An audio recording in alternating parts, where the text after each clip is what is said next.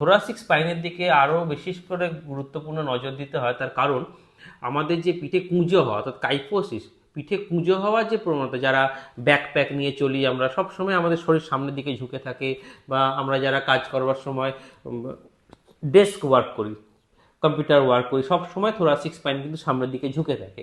এবং thoracic স্পাইনের care কিন্তু খুব দরকার, কারণ এটা জাংশন হচ্ছে সার্ভাইকাল ঘাড়ের এবং লাম্বার কোমরের। এই জাংশনটাকে যদি আমরা সঠিকভাবে মেনটেন করতে না পারি, বহু ক্ষেত্রে কিন্তু সায়াটিকা বা ঘাড় থেকে হাতের দিকে নেমে আসা ব্যথাও কিন্তু শরীরকে বিব্রত করতে পারে।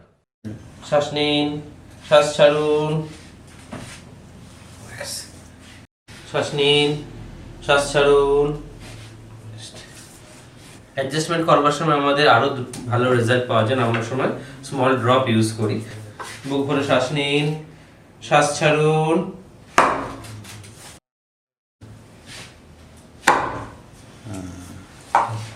বুক ভরে শ্বাস নিন, শ্বাস ছাড়ুন। বুক ভরে শ্বাস নিন, শ্বাস ছাড়ুন।